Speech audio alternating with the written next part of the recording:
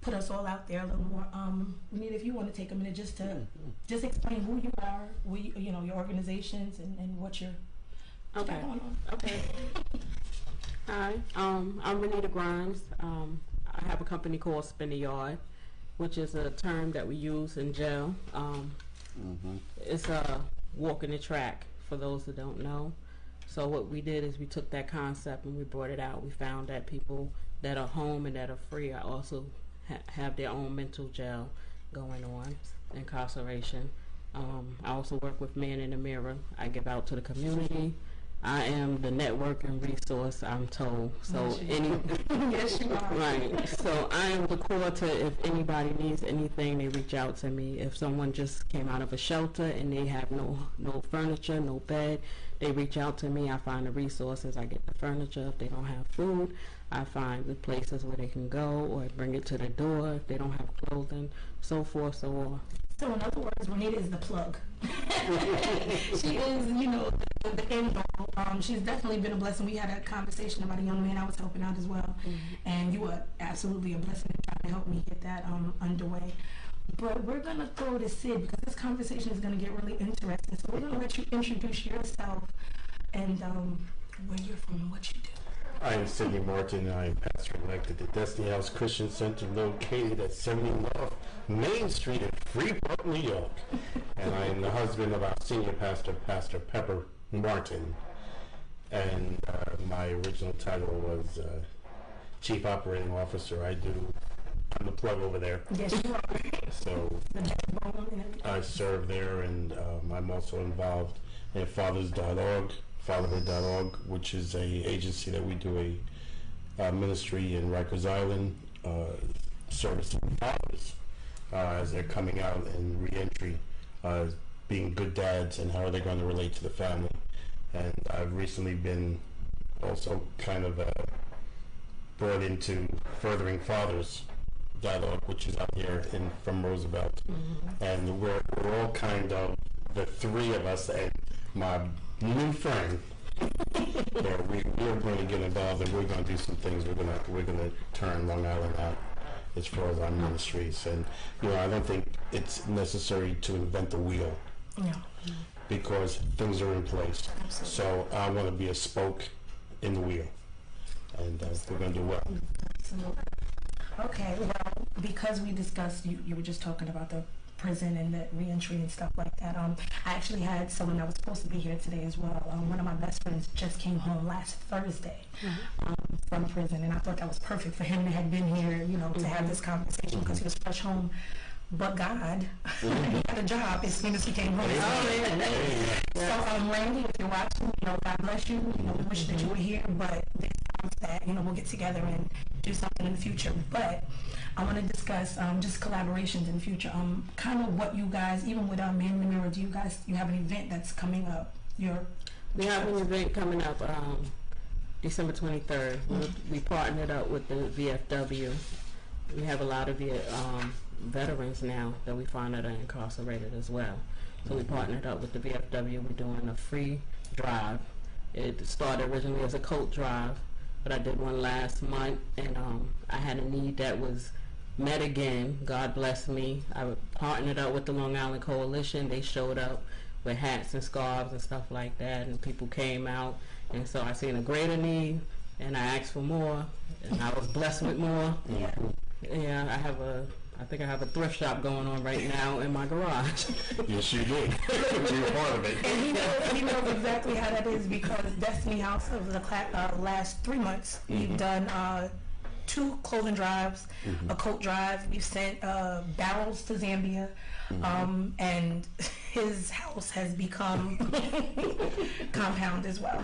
Right. So you guys definitely have that thing in common. But I just want to touch on the importance of getting involved. I think that when people think about prison and prisoners, it's the negative connotation that goes along with it. But I always believe, and I've always taught my son, I believe that we're all one step away from, being in that position. Like, we've all done something wrong within our lives, that if it had not been for the grace of God, that we would have been in that same position. So I think it's important for us to remember that even if the individual did the wrong thing that landed them in prison, there's still a family. There are children that are innocent, that are missing a mother, a father, an uncle, an aunt, you know. And it's important for us as people, and especially as Christians, to get involved in the community, get involved with these families, and just see how we can be a blessing to them. And I know that's something that you are trying to start up that. You know, you're spot on, and you just didn't hit the target, but you're hitting the bullseye. And it's important for us to hit the bullseye. When you do prison ministry, it's a humbling experience, because the only difference between me and them is they got caught. I may have even got caught, but you know, that's that grace of Jesus. So it's a humbling experience, and you know, a lot of times people go, "Oh, you know, he didn't really do it." You know, well, maybe he didn't, but sometimes you do, and it's for the most minute things, and it escalates. You know, to see that young lady on TV to try to have her baby ripped from her arms. Yes. She was there for hours, and she was there to get a voucher so she could work. And it really vexed my spirit to see other women treat her like that. I think that was another shift for me, that to see other women, and you know, to keep it 100, to see other black women officers, and you know, I really wasn't there. I don't know what went on before, but from what I do know, she was tired. She wanted a chair. There was no more chairs, and she sat on the floor. And just that whole experience is degrading, and that just set off something else. She had to spend days in Rikers. Now, I really work with a lot of men that are going through divorce and things like that, and trying to build up men going through the divorce process to, you know, sometimes as husband and wives, you don't work, but as mom and dad, we've got to work with our children.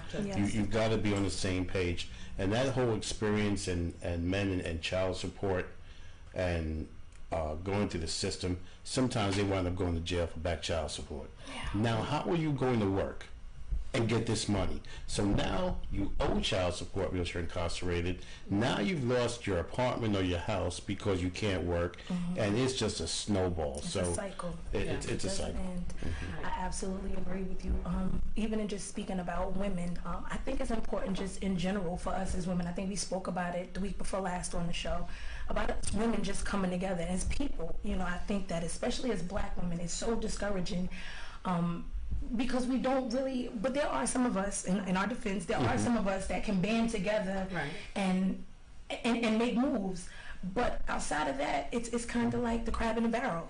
We don't want to see each other succeed. It's like, you know, if you're doing something great, there's the hate factor. It shouldn't be. You know, we should be able to come together, and if you have something that I lack, I should be able to come to you, and vice versa, where we can just help each other build.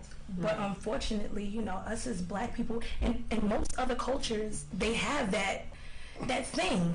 You know, you can look at Hispanics where they can live multiple in a home and build together, move out, move on to something else just to get ahead. Us as black people is so discouraging sometimes because we don't have that, and I don't know where it came from, but there's a breakdown there that we just don't. Yeah, it's a breakdown in the community. And so, you know, you look at the jails, and it's almost like a generation is lost. So a generation was lost due to incarceration. You have a big problem, which is you had a point where you had the crack law and you had the crack era. And you found that people were getting more time than they should have gotten. And so they were going for decades instead of what should have been a year or two. You got 20 years. And so you didn't have the same teachings that we had earlier on, you know, the great-grandmothers and the grandmothers. So a lot of that is missing, and I think now it's time to bring it back. And, you know, I do a lot of my networking based on that. You know, my grandmother, when I was growing up, she would get a piece of material and everybody shared that piece of material. And so when I had on shorts and stuff like that, and I go to my aunt's house, I look like her curtains and I look like the other aunt bedspread. Yeah. But it was just all in the network, and I think that we're coming back to that. I think slowly but surely there are a lot of great organizations in Nassau and Suffolk County that are really making moves, and I'm just excited. I come from Beautifully Unique. It's my nonprofit. We've done some work with you guys with your coat drive and things of that nature, and even at Destiny House. I'm just excited about us coming together and being the change. That's one of my favorite quotes is, be the change you wish to see in the world. And it's like, it's important for us to not just talk about the things that are frustrating us or the things that should be changed. It's important for us to get out there and actually be that change, create that change, because the reality is it benefits us to be incarcerated. It benefits them. It doesn't benefit us. It breaks homes. It absolutely does. It destroys generations. It destroys relationships, but it benefits them. So it's important for us to, get back in place and in position and realize we're worth more. We're worth more. We come from a descendant of kings and queens. We cannot, continue to feel like we're less than. We hear what they're saying, but we know better. We come from grandparents. I come from, my grandmother was a grandmama. She came from, that's why community is all I know. My grandmother not just worked in the school district, but she was deep in the community, deep in the church. My mother got it straight from my grandmother. She was into, community, the kids. It's important for us to step outside of paychecks, and stop cutting off, this is what this is what my paycheck says, so I'm not going to do more than what I'm getting paid to do. It's important for us to just get involved, because there are a lot of children out here that are lacking, and they need us to step up. And your wife, I know you get it firsthand, because your wife is not just a pastor, but my wife is also an educator, and I coached high school track for 32 years. So we have surrogate children that we've kind of had a hand in raising, and I've now seen the fruits of my labor. They are good and grown. They have grown children in college, and they still call me coach. I'm like, you can call me Sid. No, I can't coach. No, respect. And that is right, and it's a term of endearment, and it's something I had to come to grips with. And I deal a lot with men who are married to women in ministry.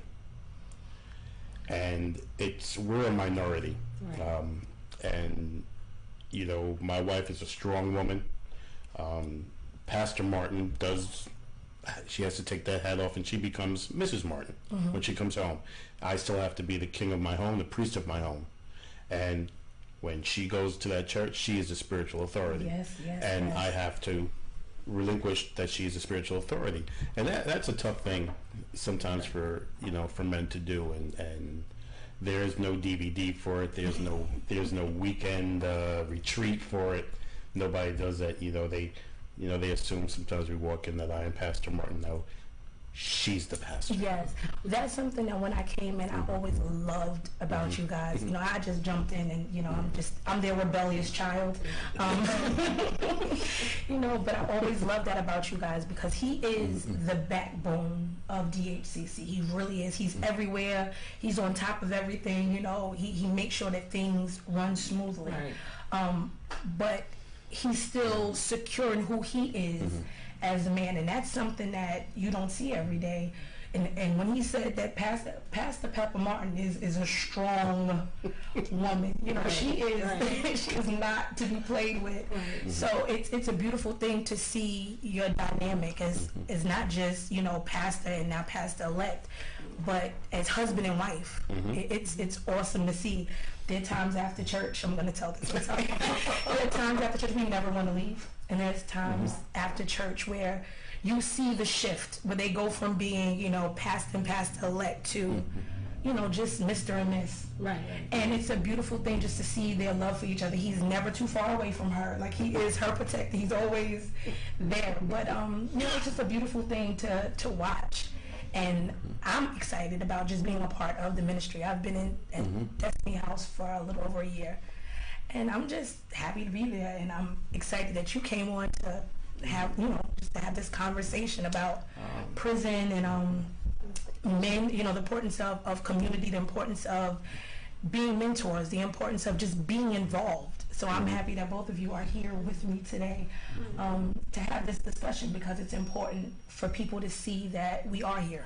And I want to say thank you. You said the key word, man, and we don't have many black strong men around anymore. So just to have that, just to acknowledge you, and just for you being that example, you are showing us you're walking in the light of God. I appreciate that. And, it's so important that, it is. with the Me Too movement and we went through an incredible shift. We went through the Black Power movement. We went through the women's movement. Right. So the black women went through two movements. And it's incredible. And when you see women in ministry and sometimes, it used to be the men's club, the boys club. Yeah. And it's an interesting dynamic to watch and to witness. And sometimes God gets your attention. God got my attention when I had a daughter. And then for me to have Pastor Pepper Martin as my wife, sometimes I have to remember, let her handle the situation. Okay, she's not weak. She's gonna handle the business. Yes, she is. And for men to learn that women don't always. You guys don't want us to solve your problem. You want us to listen. That's why God gave us 2 ears and 1 mouth. I don't want you to solve it. No. I just want you to hear my heart. Okay. And when you need us, when you come home and you say somebody acted up, all right, now step back. That's right. That's when you jump. That's when you jump in. Right. But a lot of times, you're right. We just want to vent. Most of the time, we already know what we're gonna do next. We just need to get it out and then move forward. That's really it. I just want to take a minute before we jump back in. I have to acknowledge our sponsors, Platinum Credit Repair Solution. Give them 45 days, and they will get you a higher credit score with a flat price, no monthly payments, and fast permanent results. You can call Jennifer Madden today at 516-806-6449. That's Platinum Credit Repair Solutions, and this is CARE.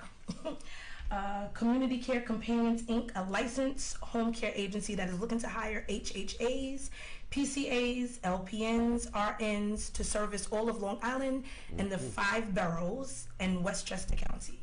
Come be a part of their organization that's more like family. Give them a call at 631-848-2670 and tell them Catherine from Her-Community2 sent you. So back to us. Now that we've gotten that out the way, we Gotta pay the bills. We thank God for the sponsors that saw the vision and keep us on air. So we want to make sure that we acknowledge them.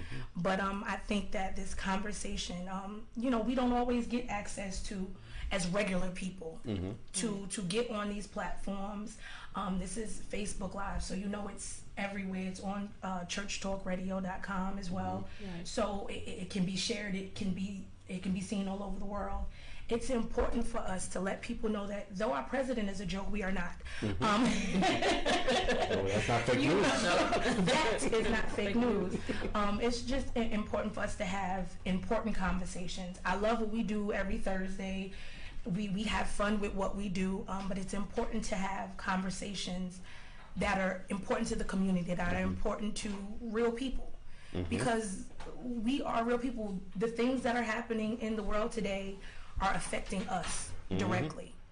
That's also why it's important to vote, because regardless of my vote doesn't count, it does, because especially if you're not voting in these lower elections, these directly affect your community, your taxes and everything like that. So I'm just glad that we're here having real conversation. Yeah, I'm glad you brought that up, because I ran for school board. Did you? And when you the most important vote is the school board. That's your neighborhood.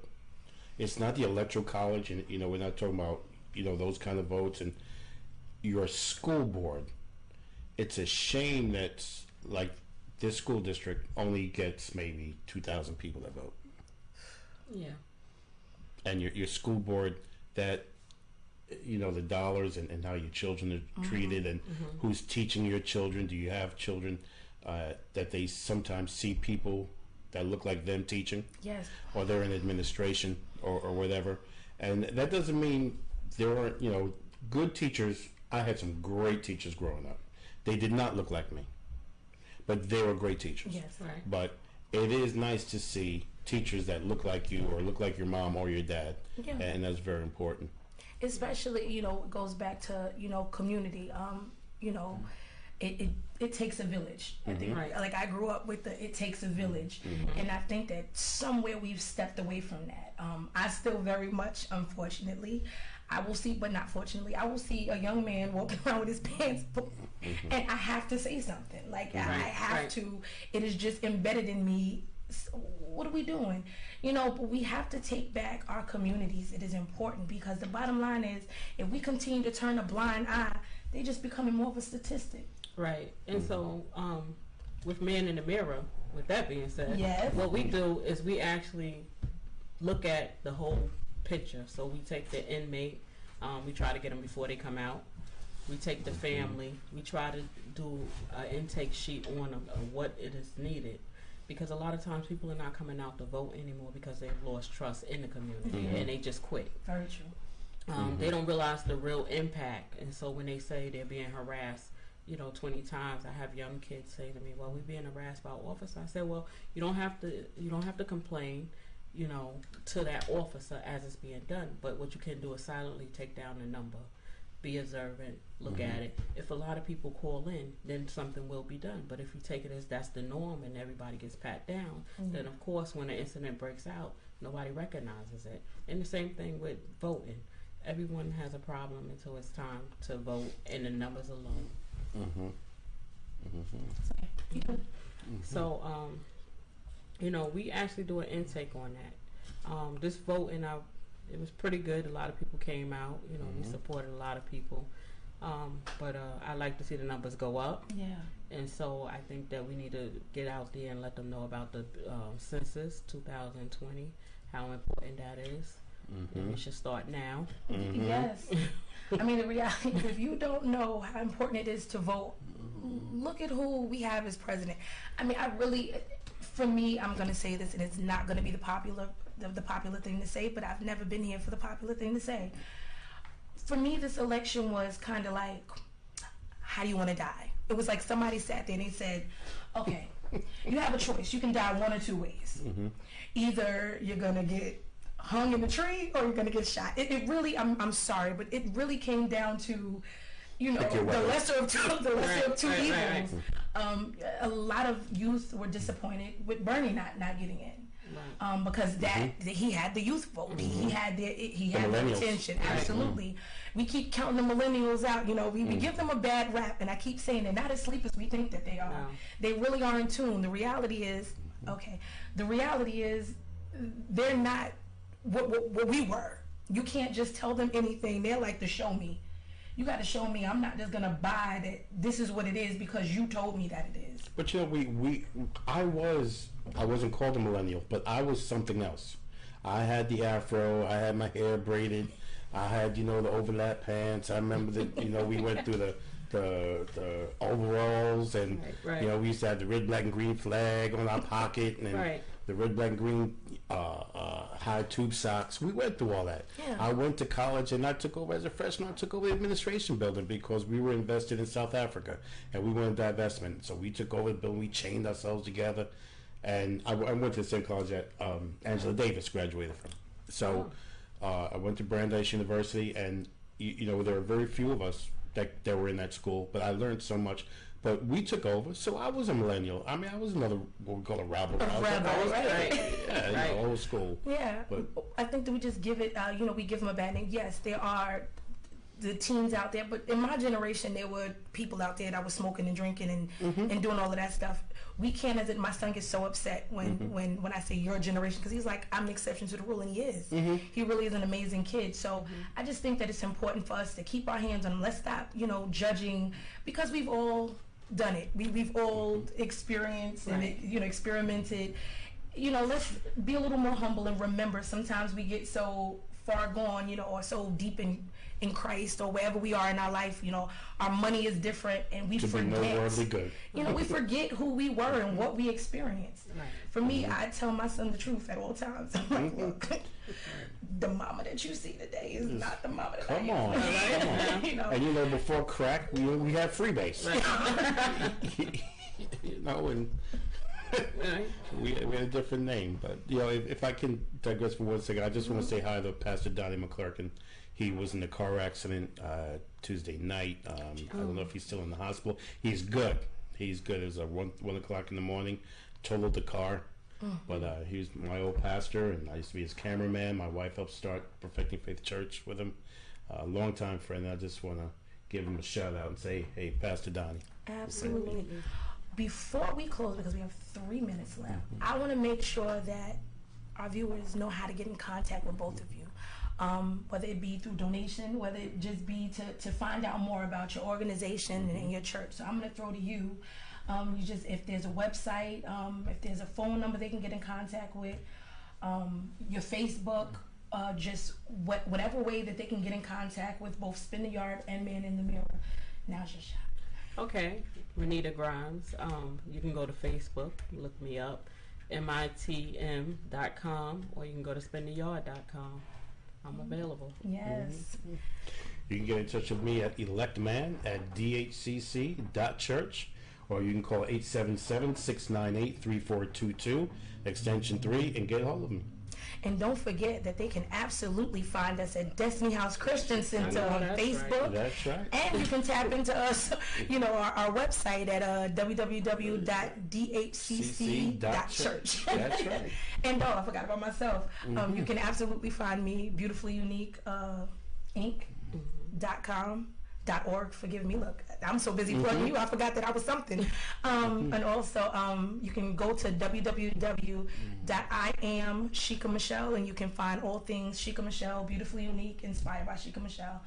And again, I'm happy that you guys came out. I think that what we discussed is important. I'm going to need you to come back. I'm going to need a number 2 for us to really have this conversation, get a little deeper in this conversation about the importance of being involved in reentry. Yeah. And, making sure that these, so that they don't go back, because the goal is to keep them home.